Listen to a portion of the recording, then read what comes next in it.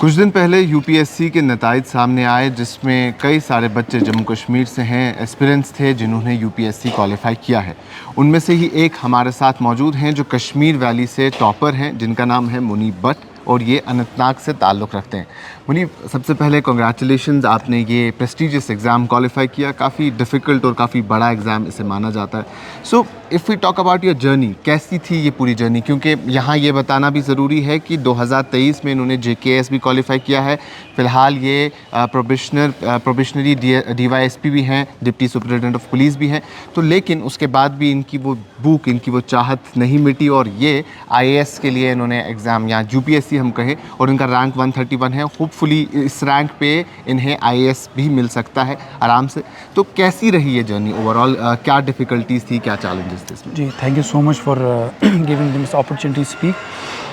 Actually ये थोड़ा सा सफ़र मेरा लंबा ही रहा। I started way back in 2017। Okay. तो ये मेरा लास्ट अटेम्प्ट था in civil services and yes, my optional was political science and international relations and सफ़र थोड़ा लंबा रहा, बट कोई नहीं, देर आए दुरुस्त आए, एज दे से। It's a moment of satisfaction for me because after struggling so much, I finally achieved the goal that I had set for myself.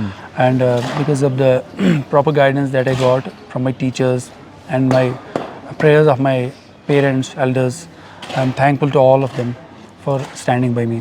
Okay, so जैसा आपने कहा कि लंबा सफ़र था, इसमें 2017 से शुरू किया, तकरीबन 7-8 साल हो चुके हैं अभी तक ये गोल अचीव करने के लिए। सो इन बिटवीन स्विच क्यों किया जेकेएस की तरफ, या जेकेएस और आईएएस या यूपीएससी जिसे हम कहते हैं एक साथ चल रहा था? जी, एज दिस से होता है ना कि फाइनेंशियल स्टेबिलिटी आपको चाहिए होती है बियॉन्ड अ सर्टन पॉइंट। वो थोड़ा सा एक फैक्टर था after my 5th attempt. So I decided to appear in state PCS and since pattern भी जेकेएस और यूपीएससी का पैटर्न भी ऑलमोस्ट सेम है अब, सो वो भी एक मोटिवेशन रहा, चलो अपीयर और ट्राई करते हैं एक बार स्टेट सर्विसेज में। यस, तो वो एक प्लस पॉइंट हो जाता है कि आप पैटर्न सेम है। अगर आप यूपीएससी के लिए पढ़ रहे हैं और ना हो पाया तो आप केएस में अपेयर हो सकते हैं, क्योंकि कहीं ना कहीं पैटर्न सेम है, ऑलमोस्ट पढ़ाई सेम है। बिल्कुल बिल्कुल। जे.एंड.के से जो कैंडिडेट है उनके लिए थोड़ा एडवांटेज भी रहता है बिकॉज एग्जैक्टली पैटर्न सेम है। There is only one optional here also and ethics paper है या सीसेट पेपर क्वालिफाइंग है, तो पैटर्न इज सेम, सो वो एक रहता है एडवांटेज जे.एंड.के स्टूडेंट। जैसा आपने कहा कि चैलेंजेस काफ़ी रहते हैं इसमें, सो वाज देयर एनीथिंग जो काफ़ी ज़्यादा डिफ़िकल्ट था, जिसे ओवरकम करने में काफ़ी वक्त लगा? कुछ ऐसे पॉइंट्स जो आप बताना चाहें जो आने वाले एस्पिरेंट्स के लिए पॉजिटिव हो, या वो उसे देख के, उसे समझ के अपना गोल सेट कर पाएँ? जी, इसमें सबसे बड़ी बात यह है कि एक इंटीग्रेटेड अप्रोच रहना चाहिए प्रिपरेशन का। जो मैंने थोड़ा इनिशियली नहीं रखा, maybe that's why I took long time. चाहे प्रीलिम्स हो, मेंस हो या इंटरव्यू हो, see it as an integrated and an organic examination, तो उससे आपका टाइम बच सकता है। अलग अलग नहीं पढ़ना है। एग्जैक्टली, स्टेजेस को अलग अलग ब्रेक करके नहीं पढ़ना है। वो पहला टेक अवे है। Plus second is stick to the minimum sources but basic sources, जैसे एनसीईआरटीज होगी, न्यूज़पेपर्स होगी। There is no replacement to the newspaper as per my understanding. And then there is also this role of answer writing in mains. Note making का बड़ा important role होता है mains के time पे। Prelims में you have to be more about it. It has to be about revisions, multiple revisions of the same sources again and again. So I think amalgamation of all these things helps you to clear this examination in a much smarter way. बिल्कुल। So you mentioned this is very important because you mentioned कि आपका last attempt था UPSC का and you qualified इस attempt में। इससे पहले pre होता था, मेंस होता था, लेकिन इंटरव्यू में कहीं ना कहीं रह जाते थे। तो ये 5 अटेम्प्ट के बाद छठे अटेम्प्ट में ऐसा क्या हुआ, क्या डिफरेंट किया कि फाइनली वो चीज़ आपको मिल गई? आई थिंक वो जो होता है 5 अटैम्प्ट्स की विजडम जो है उसको मैंने यूटिलाइज़ किया। आई थिंक वो एक्सपीरियंस भी मैटर करता है फिर beyond a certain point. Plus इस अटैम्प्ट में मैंने थोड़ा सा I try to stick to basics. खासकर मेरे ऑप्शनल, जैसे पीएसआईआर था मेरा optional, I try to stick to the basics. चाहे प्रीलिम्स हो, मेंस हो या इंटरव्यू हो, बेसिक सोर्सेज को अच्छे से रिवाइज़ किया। न्यूज़पेपर तो मैंने बीच में भी, जब मैंने ब्रेक आया था, I did not leave reading newspaper. वो बड़ा एक कांस्टेंट फैक्टर रहा था एंड वही बेसिक चीज़ों पे काम किया। टॉपर्स के आंसर्स देखें, हाउ दे आर राइटिंग। हाँ, क्योंकि ये एग्ज़ाम इवॉल्व हो रहा है हर एक साल, तो you have to be updated with the latest happenings. वो सब चीज़ें की and with God's grace success मिली। तो जो ये लास्ट अटेम्प्ट था, क्या इसमें बाकी अटेम्प्ट्स के कंपैरिजन में डर था? क्योंकि उनमें कहीं ना कहीं जहन में ये बात तो रहती है कि आगे एक और अटेम्प्ट है, लेकिन इसमें आपको मालूम था कि इसके बाद अब द एंड है। जी। सो क्या वो वाली सिचुएशन थी कि अब करना है तो इसी अटेम्प्ट में करना है, वरना तो नहीं हो सकता है, क्योंकि it is not possible then?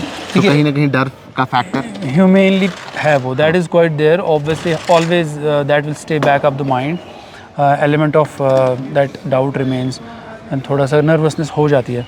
But at the same time as I said, since I was in state services, job थी मेरे पास, तो सिक्योरिटी वो सिक्योरिटी थी, वो उससे वो कॉन्फिडेंस भी आ जाता है and that gets reflected specially at the interview stage. Okay, वो आपको एडवांटेज देता है। बट आई थिंक वही है, जब आपका सेल्फ बिलीफ होता है, you are sincere with your efforts, फिर अगर आपको टाइम ज़्यादा भी लगे या आप लास्ट अटेम्प्ट में भी हो, still you are at peace with yourself. So in my case बिल्कुल। सो ओवरऑल मोटिवेटिंग फैक्टर क्या था? How was the families response? दोस्त यार कैसे थे? और क्या ये बचपन से ही एक माइंडसेट था कि ये चीज़ करनी है, या इवेंचुअली ग्रेजुअली डेवलप हो गया? नहीं, इसमें तो family support is very important actually. They उसमें कहते हैं ना, this sail and sink with you in this process. They are like, जो है इसका ग्राइंड है ना इस एग्जामिनेशन वो भी का, इसी चक्की में फैमिली में बहुत ज़्यादा। सो उनके सपोर्ट के बगैर it would not have been possible. खासकर parents, siblings and my fiancee Mahnoor, उनका बड़ा मतलब the role has been exceptional. I am short of words in fact. तो yes, without family support, without the support of your friends, this journey becomes more difficult. So congratulations once again, क्योंकि इनसे बात करना हर बार हम ये कहते हैं इसलिए ज़रूरी बनता है क्योंकि काफ़ी लोग एस्पिरेंट्स होते हैं, काफ़ी लोग फेलियर्स का सामना करते हैं, लेकिन आप इनसे भी सीख सकते हैं कि फेलियर्स से डरना नहीं है। They eventually help you to do better, और वही चीज़ इन्होंने भी करके दिखाई। तो लास्ट में एक चीज़ आपसे पूछना चाहूँगा, क्योंकि एक डिफ़िकल्ट एग्ज़ाम है, ओवरऑल अगर वर्ल्ड लेवल पे भी देखें, टॉप लेवल के एग्ज़ाम्स में से एक एग्ज़ाम माना जाता है और इंडिया का सबसे डिफ़िकल्ट एग्ज़ाम इसे कहते हैं। तो क्या टेक अवेज़ हैं इस एग्ज़ाम से इवेंचुअली जो लाइफ में हेल्प करेंगे, और ओवरऑल फ्यूचर में क्या कुछ सोचा है पब्लिक एडमिनिस्ट्रेशन में, किस तरीके से इम्प्लीमेंट करेंगे उन्हें?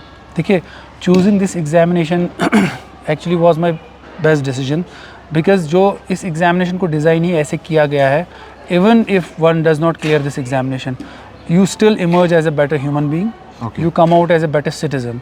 सो वो चीज़ तो थी, it's never loss if you are preparing seriously for a couple of years for this examination, you will certainly come out as a good human being and as an asset for society, I would say. उसके बाद my priorities या vision for the public service in future has been always it's about compassion. I think मैं कोशिश करूँगा कि personal touch रहे public के साथ and जितना हो सके compassionate और empathetic approach के साथ, without compromising obviously on the professional front of this service. So ये मेरी कुछ कोशिशें रहेंगी to serve the public. चलिए, thank you so much, all the very best आपके फ्यूचर एंडेवर्स के लिए। तो ये थे मुनीब भट्ट, जिन्होंने अभी ऑल इंडिया 131 रैंक हासिल की है और ये कश्मीर वैली से इस बार के टॉपर रहे हैं। तो we wish him all the best, and तमाम उन लोगों के लिए कहीं ना कहीं ये बातें मोटिवेटिंग भी रहेंगी जो यूपीएससी या जेकेएस जैसी सर्विसेज को ऑप्ट करना चाहते हैं। अभी के लिए इतना ही, बाकी तमाम मजीद मालूमात के लिए बने रहें कश्मीर लाइव।